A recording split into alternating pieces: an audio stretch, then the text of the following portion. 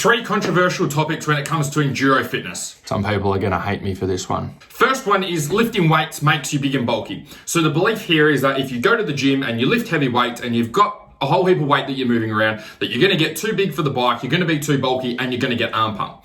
The problem with this way of thinking is that you've got a bike that's 100 kilos. So if that was the case, everyone who was riding a motorbike, everyone who was wrestling a 100 kilo bike around in hard enduro would be massive, big guys, and they're not. So the problem with this is that you have a heavy bike that you need to be able to wrestle around. You have to be able to get yourself stronger. So the stronger you can get yourself, the lighter you can get the bike to feel. If you can get the bike to feel lighter, dragging your bike around, dragging it up a hill, getting it through rock gardens, going over logs, doing a whole heap of stuff becomes a lot easier. The differentiator is in the types of exercises that you do. Mainstream media will have you believe that lifting weights will get you big and bulky because most of the population do want to be big and bulky and want to go down to the beach and want to look awesome. We don't want that. We just want the benefits of the strength without all the size, and that comes down to the type of strength and type of weight training that you're doing. So if you don't want to get big and bulky and you just want to get stronger, use movements that use multiple muscle groups in one exercise. So you can use things like deadlifts, like overhead presses, like bent over rows, like bench press, great exercises to get started.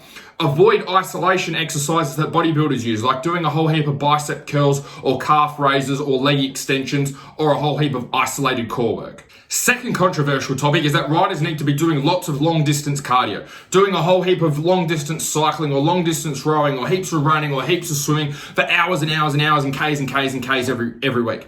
And the theory behind that, the mindset behind that is that, okay, if you're doing a race that's 3 hours, then you need to get your body accustomed to working for long periods of time and being able to build fitness. The problem with that way of thinking is it doesn't actually dig into what's happening during an enduro ride or during an enduro race. If you've got a 3 hour hard enduro, for example, it's not 3 hours of consistent effort. It's not like a 3 hour cycling race. It's not like running a marathon. It's not like doing 3 hours of swimming. It's very different. And the reason that it's different is because different parts of the track require different levels of effort. If you go through a really tough hill climb, that might last for a couple of minutes. You're putting 100% effort into wrestling the bike around, getting it to where you want to go, getting to the top of the hill. When you get to the hill, top of the hill, you might get to a little bit of single trail, okay, before you get to the next section. So your body gets a little bit of a breather, a little bit of time to recharge before it goes hard again. So it's not 3 hours of consistent effort all the way through. It's short bursts of high intensity followed by a little bit of rest spread over that 3 hour period. And that's why going cycling and going swimming and doing all of that stuff for long periods of time isn't the most effective use of your time to help you with your enduro riding. Most of that long distance training is actually trained, your aerobic system is trained by doing those longer rides on the weekend. So we don't need to be doing a whole heap more of it during the week. The different way to approach things during the week is to focus on the other system, which is our anaerobic energy system. This energy system focuses on getting our body really good at going very hard for short periods of time, recovering quickly, and then going hard again, which is exactly what's happening when we go and race. So the best way to be able to train this is using some type of interval training or circuit training. So you could get on the rowing machine, do 30 seconds flat out, 30 seconds rest, and do that for 10 or 15 rounds. You could use different movements like maybe burpees and rowing machine together, a minute of burpees, a minute of rowing, and do that for 10 to 15 minutes. The whole goal here is high intensity. It's getting your body to operate at 100% or close to 100%, be able to rest and recover really quickly, and then be able to go hard again exactly like you are on the bike.